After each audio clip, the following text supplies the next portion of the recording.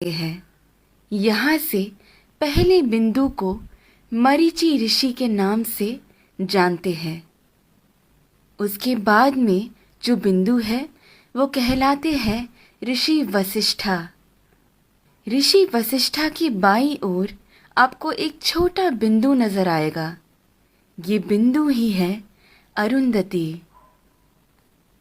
ऋषि वशिष्ठा के बाद आते हैं ऋषि अंगीरसा, फिर आते हैं ऋषि अत्रि। फिर दाईं ओर की तरफ मुड़ते हुए जो बिंदु आता है वो है ऋषि पुलस्त्य। उसके बाद आते हैं ऋषि पुलह और फिर ऋषि क्रतु।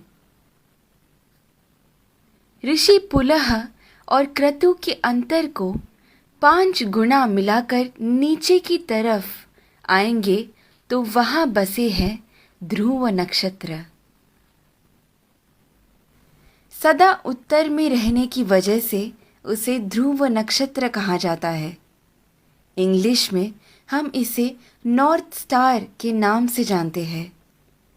बाल्यावस्था के ध्रुव नक्षत्र अगर उत्तर में बसे हैं तो वृद्धावस्था के अगस्त्य नक्षत्र दक्षिण में बसे हैं।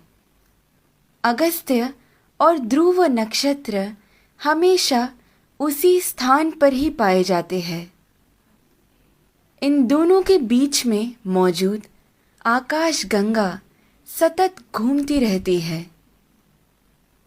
इस कारण से हमारी धरती अक्ष के ऊपर घूमकर घूमती रहती है।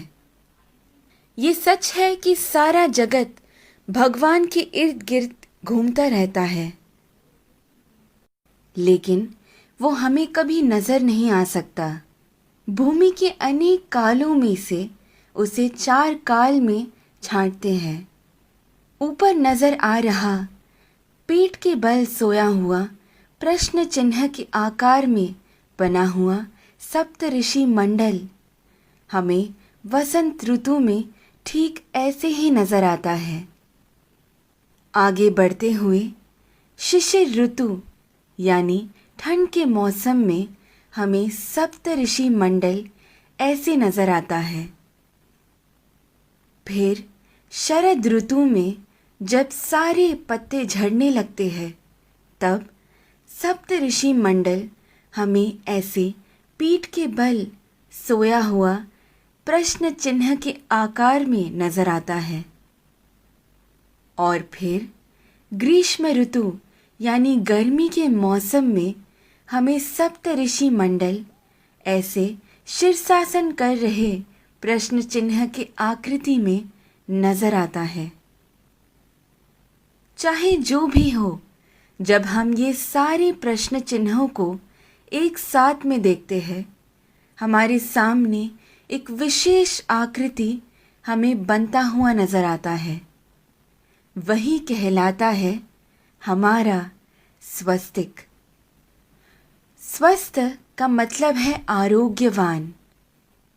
स्वस्तिक का महत्व मेरे पिता मुझे हमेशा से बताते आए हैं, लेकिन हर क्षण प्रयोग में ला रहे इस स्वस्तिक का जन्म कहाँ से हुआ ये आज मेरे पिता द्वारा जाना, जो आप सभी में मैंने बांटना चाहा। ध्रुव नक्षत्र को देखते हुए हमें ये मालूम होता है कि हम पूरी जिंदगी जिस दिशा की ओर बहते जा रहे हैं वही है उत्तर दिशा।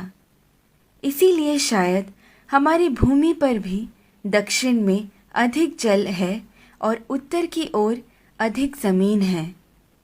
इस विषय को इतनी सुंदरता से वीडियो के रूप में बनाकर आप सभी को समझाने